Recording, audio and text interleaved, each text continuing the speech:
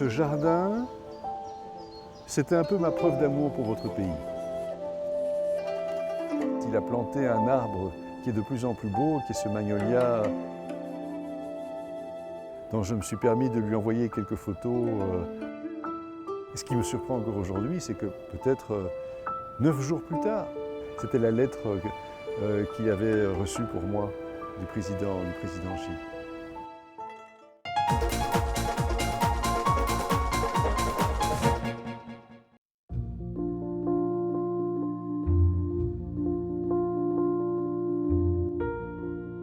Bien loin de la Chine, au parc Pairi d'Aïsa de Brugelette, en Belgique, se trouve le plus grand jardin chinois d'Europe, qui abrite également les pandas géants Xinghui et Hao Hao, venus de Chine, ainsi que leurs enfants. L'entrepreneur Éric Dombe a un rêve chinois, créer un authentique jardin chinois dans le parc Pairi d'Aïsa. J'avais visité à Montréal un jardin chinois extraordinaire dans le jardin botanique de Montréal. C'était la ville de Shanghai qui avait voulu offrir ce jardin et j'ai eu le coup de foudre.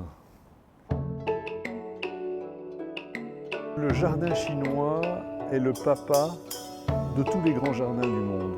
Quand on aime les jardins, c'est-à-dire des jardins qui sont riches de symboles, de sagesse, il faut aller en Chine.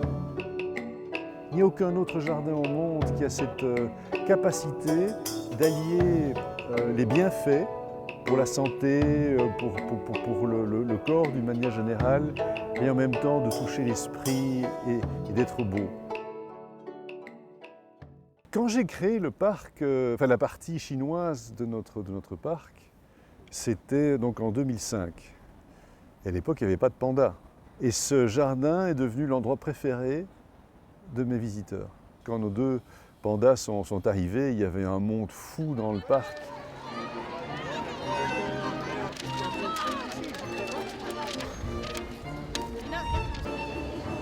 Le jardin chinois et les pandas ont probablement eu plus de succès que les pandas partout ailleurs dans le monde en dehors de la Chine. Vous savez, nous avons parfois des visiteurs qui se promènent dans le jardin chinois et qui ne vont même plus voir les pandas.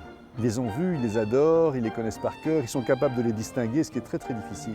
C'est 1 + 1 = 3. Avec l'arrivée des pandas géants Xinghui et Hao Hao, le jardin des pandas à Pairi d'Aïsa a été officiellement inauguré. Et cette inauguration a été rendue encore plus inoubliable grâce à l'arrivée de 2 invités distingués.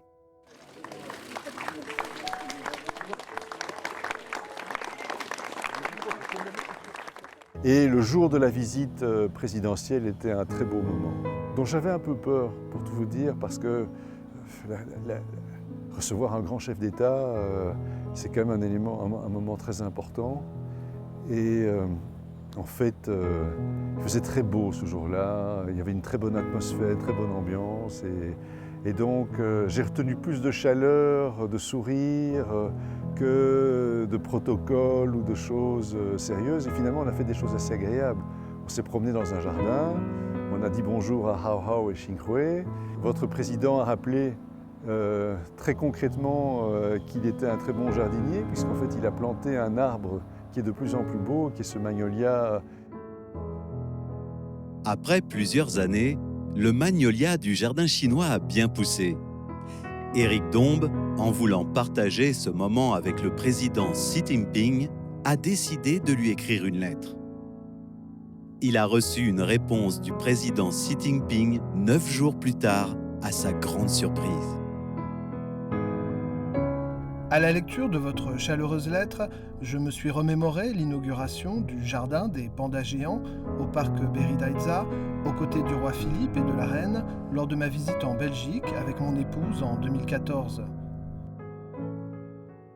Mais d'abord, bien sûr, ce qui me touchait le plus, c'est qu'il se souvenait très bien de sa visite avec la première dame et qu'il était content de voir que l'arbre qu'il avait planté était en pleine forme et en pleine fleur. Et c'est ce que j'ai ressenti en fait dans l'élargissement du thème de la réponse qu'il a apportée à mon courrier lorsqu'il insiste sur les efforts que la Chine fait actuellement en matière de protection de l'environnement, de vrai développement durable, c'est-à-dire un développement où, quelque part, l'intérêt du peuple les aspirations du peuple sont mises en harmonie avec les aspirations de la nature. La Chine poursuit inébranlablement une voie de développement écologique, vert et bas carbone, axée sur la qualité, et apportera plus d'opportunités au monde et une plus grande contribution au progrès de l'humanité.